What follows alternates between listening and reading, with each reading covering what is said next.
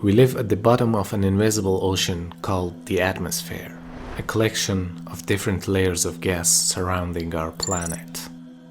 Nitrogen and oxygen account for 99% of the gases in dry air, and only a minute portion of it consists of argon, carbon dioxide, helium, neon, and other gases. Water vapors and dust are also a part of the Earth's atmosphere. The Earth's atmosphere, based on its various attributes, is composed of a layered structure from the ground toward the sky. The layers are the troposphere, stratosphere, mesosphere, thermosphere, and exosphere. The troposphere is the lowest and nearest layer to the Earth. On average, the troposphere extends from the ground to about 10 kilometers above sea level. We humans live in the troposphere, and all weather develops in this lowest layer because it contains nearly all of the atmosphere's water vapor. Clouds, from low-lying fogs to thunderheads to high-altitude cirrus, form the troposphere. By increasing altitude, the air pressure drops and it gets colder in this layer. As the altitude increases, the air pressure gets lower and the ratio of oxygen in the atmosphere stays the same.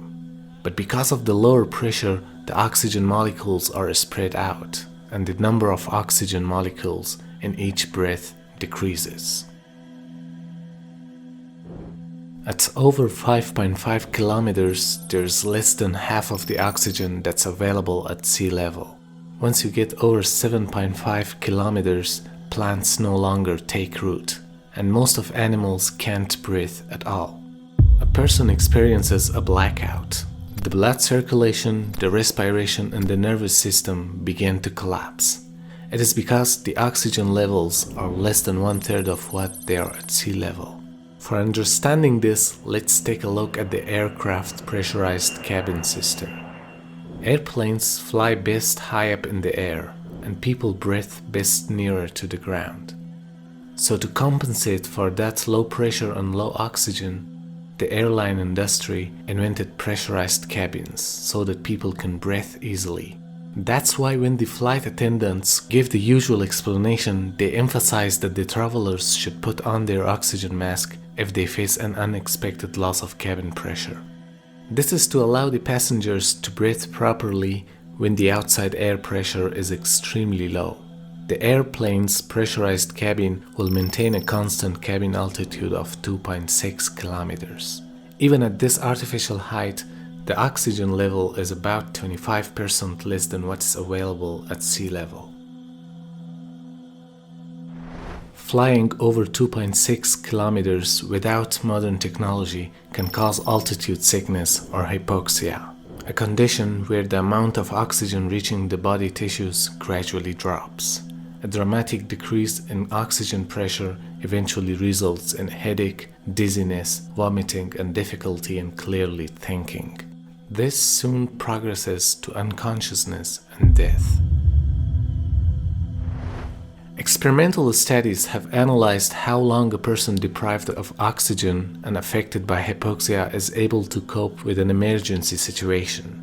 And the results show that at a height of 25,000 feet, a person can think clearly and act properly for 2 minutes at moderate activity and 3 minutes sitting quietly.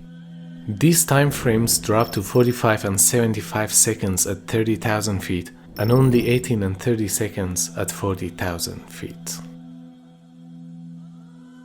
Moreover, if we consider the Mount Everest, on the peak of it can take minutes just to catch your breath. That's because at an elevation of 8,848 meters, the amount of oxygen in each breath is equal to 1/3 of the oxygen found at sea level. The highest part of Everest, or everything above 8,000 meters, is called the death zone, where there's so little oxygen that body starts to die minute by minute and cell by cell. For this reason, climbers need to get oxygen mask first on mountain above 7,000 meters. Their oxygen system not only prevents them succumbing to life-threatening hypoxia, Rather, with the help of oxygen, they can move faster, which allows them to spend less time in the death zone.